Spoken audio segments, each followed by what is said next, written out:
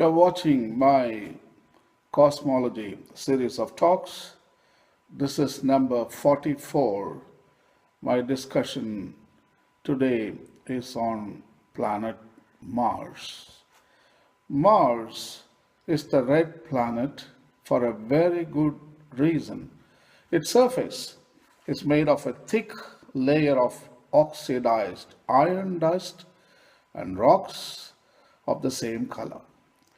Maybe another name for Mars could be rusty, but the ruddy surface does not tell the whole story of the composition of this world. The dust that covers the surface of Mars is fine like talcum powder. Beneath the layer of dust, the Martian crust consists mostly of volcanic basalt rock. The soil of Mars also holds nutrients such as sodium, potassium, chloride, and magnesium. The crust is about 30 miles, that is 50 kilometers thick. Mars crust is thought to be one piece. Unlike Earth, the red planet has no tectonic plates that ride on the mantle to reshape the terrain.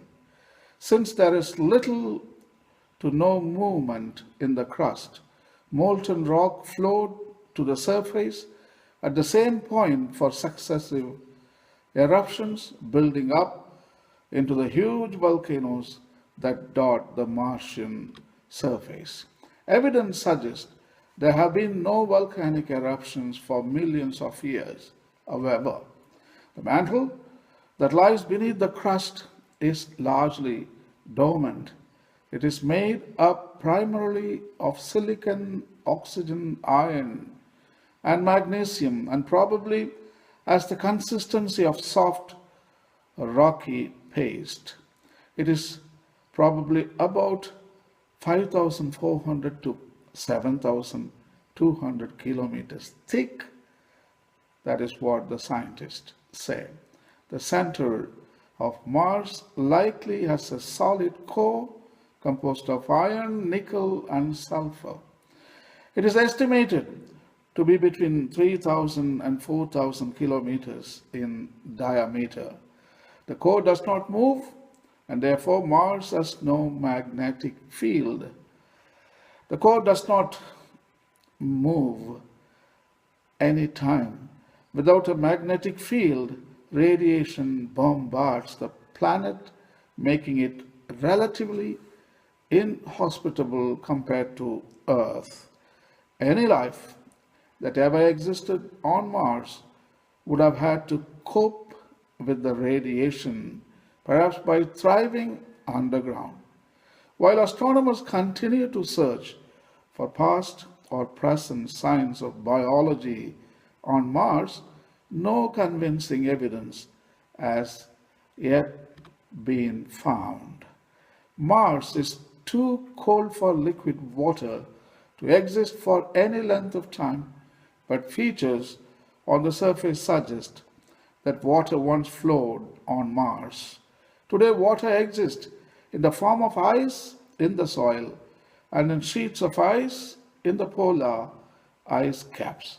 The average temperature is about minus 60 degrees Celsius, although they can vary from minus 125 degrees Celsius near the poles during the winter to as much as 20 degrees Celsius at midday near the equator. The atmosphere of Mars is too thin to easily support life as we know it. It is about 95% carbon dioxide. The extremely thin air on Mars can also become very dusty. Dust from the planet's surface is routinely kicked up into the atmosphere by giant dust devils, not unlike tornadoes on Earth. At times, the red planet can be partly or wholly consumed by dust storms. At times, it even snows in Mars. The Martian snowflakes made of carbon dioxide rather than water, are thought to be about the size of red blood cells. I have a video animation of the red planet Mars just for you. I'm going to roll it. Thank you. Mars consists of a small compact mineral core and a silicate mantle. Its solid crust is covered by a thin atmospheric layer of mainly carbon dioxide. The rust-colored surface of Mars features mountains and deep gorges, as well as numerous craters and impact basins.